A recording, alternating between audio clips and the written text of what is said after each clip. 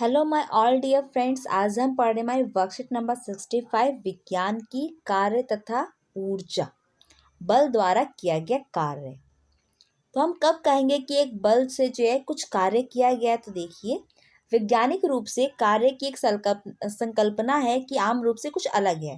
जैसे यदि एक बल के लगने पर किसी वस्तु को विराम अवस्था या फिर गति की अवस्था में परिवर्तन आता है तो हम कहेंगे कि उसमें कुछ बल लगाया गया है, यानी कि कुछ कार्य हुआ है। इसीलिए जो पढ़ना लिखना सोचना और बातें करना है वो वैज्ञानिक रूप से श्रेणी में कार्य की श्रेणी में नहीं आता है।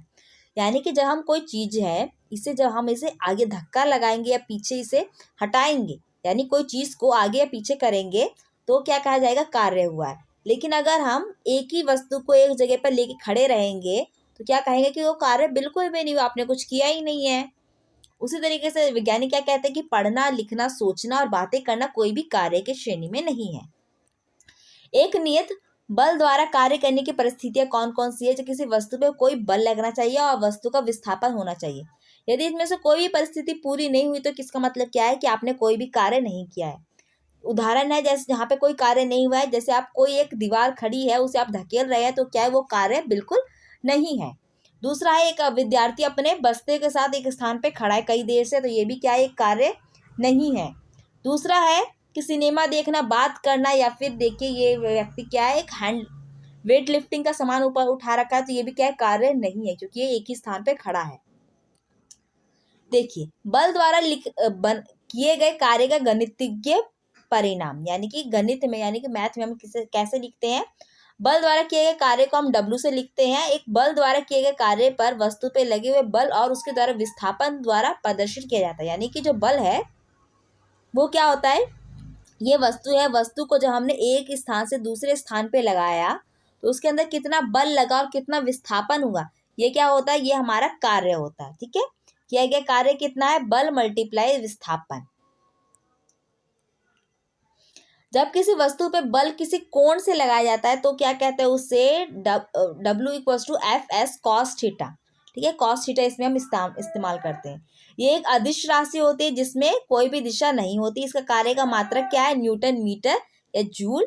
एक जूल की परिभाषा है, यदि एक न्यूटन बल द्वारा किसी वस्तु को 1 मीटर विस्थापित किया जाए, न्यूटन बल से हमने 1 मीटर वस्तु को विस्थापित किया तो उसे हम क्या कहेंगे? 1 जूल कहलाती है। 1 जूल=1 न्यूटन मल्टीप्लाई 1 मीटर। आगे हमारे कुछ होते हैं धनात्मक कार्य, कुछ ऋणात्मक कार्य होते हैं, कुछ शून्य कार्य होते हैं। देखिए, धनात्मक कार्य कब होता है? जब हमने कोई बल लगाया और विस्थापन उसी दिशा में हुई तो उसे क्या कहेंगे? धनात्मक कार्य कहेंगे। जैसे एक बच्चा क्या कर रहा है? खिलौने को खींच रहा है। एक बच्चा खिलौने को खींच रहा है कि आजा मेरे पास, और खिलौना क्या होगा? उसी दिशा में आएगा। तो ये क्या है? एक तरह का धनात्मक कार्य है कि जिस दिशा में मैं बल चीजों खींचना चाहती हूँ या धकेलना चाहती हूँ उसी दिशा में वो चीज गई है। दूसरा है यदि वस्तु पर लगने वाले बल और विस्थापन जो है उसकी विपरीत दिशा में होती है तो उसे हम ऋणात्मक कार्य कहते हैं। जैसे कि एक चलती हुई ब्रेक में, कार में जब हम ब्रेक लगाए तो क्या होता है? कार आगे की तरफ जा रही है और ब्रेक उसे क्या कहते हैं? रोक देता है। तो ये क्या है? एक तरह का ऋणात्मक कार्य है। और दूसरा, एक गोलकीपर क्या करता है? एक फुटबॉल को रोकता है। एक फुटबॉल है, हम सभी ने देखा है कि फुटबॉल है, जो फुटबॉल यहाँ पर हमारा एक नेट होता है, नेट के आगे एक गोलकीपर खड़ा रहता है, वो कहता है कि भाई मैं बॉल नहीं जाने दूंगा, और बॉल जो है आती जाती है, बहुत ही स्पीड में आती है और वो उस बॉल को रोक लेता है। तो ये क्या है? बॉल को उसने रोक लिया, तो ये क्या है? एक ऋणात्मक कार्य है कि वो उसको आगे नहीं जाने दे रहा है। और इसे हम क्या लिखते हैं? माइनस में कार्य लिखते हैं। तीसरा आपका है कि शून्य कार्य कब होता है? जब हम कोई भी परिवर्तन नहीं हुआ, जैसे कि पृथ्वी के चारों ओर चक्कर लगाते हुए एक उपग्रह या फिर कुल्ली के सर पर बोझ। ठीक है, ये क्या है? एक तरह का ये कोई भी कार्य नहीं हो रहा है, शून्य कार्य है। कोई भी जैसे कि चक्कर लगा रहे तो वो क्यों नहीं कार्य हो रहा है? क्यों? इसलिए हो रहा है क्योंकि बल तथा विस्थापन एक दूसरे के समकोण पर हो। अगर बल और विस्थापन एक दूसरे के समकोण पर होगा तो भी क्या होगा? कोई भी बल जो है वो शून्य कहलाएगा। अब हम इसके क्वेश्चन आंसर करते हैं। इसके क्वेश्चंस जो है, पहला क्वेश्चन है परिभाषित कीजिए किया गया कार्य, और बी है इसका 1 जूल कार्य। देखिए, इसका आंसर है आपका किया गया कार्य क्या आता है? यदि एक बल के लगने पर किसी वस्तु की विराम अवस्था या अथवा गति की अवस्था में परिवर्तन आता है तो क्या होता है? हमारा किया गया कार्य है। 1 जूल कार्य को क्या कहेंगे? यदि 1 न्यूटन बल द्वारा किसी वस्तु को 1 मीटर विस्थापित किया जा सके तो उस पर किए गए कार्य की मात्रा क्या कहलाएगी? 1 जूल कहलाती है। दूसरा कहता है वैज्ञानिक रूप से कार्य होने की परिस्थितियां या दशा को बताइए। वैज्ञानिक रूप से क्या होती है? वस्तु पर कोई बल लगना चाहिए तथा वस्तु विस्थापित होनी चाहिए। इसका मतलब क्या है कि कोई कार्य किया गया है। तीसरा क्वेश्चन कहता है यदि 5 न्यूटन बल के प्रयोग से एक भार को हमने 2 मीटर तक विस्थापित किया है तो किए गए कार्य का मात्रक यानी कि कितना कार्य किया है उसको बताइए।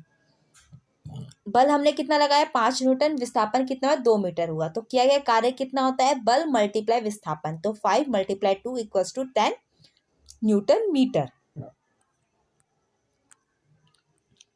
हमारा चौथा क्वेश्चन कहता है कि अपने दैनिक जीवन में धनात्मक, ऋणात्मक और शून्य कार्य के उदाहरण दीजिए कि आपने अपनी जिंदगी में आप कौन कौन से करते हैं। तो देखिए धनात्मक कार्य आपका कौन सा है? जब हम दरवाजा बंद करते हैं अपनी और खींचते हैं तो क्या होता है? एक धनात्मक कार्य होता है। ऋणात्मक क्या होता है? जब हम साइकिल चलाते हुए ब्रेक लगाते हैं तो वो एक ऋणात्मक कार्य होता है। और शून्य कार्य क्या होता है? जब हम एक ही जगह पर खड़े होकर दौड़ रहे हैं तो क्या है? वो शून्य कार्य है। पांचवा देखिए एक नियत बल द्वारा किया गया कार्य का मात्रक लिखिए। यानी कार्य का हमें मात्रक लिखना है तो कार्य का मात्रक क्या होता है? न्यूटन मीटर या फिर जूल। ओके फ्रेंड्स, यहाँ पे हमारा वीडियो कंप्लीट होता है। आई होप आपको वीडियो अच्छा लगा, इसे लाइक कीजिए, कमेंट कीजिए, शेयर कीजिए। अभी वीडियोस देखने के लिए मेरे चैनल को सब्सक्राइब कीजिए। Thank you.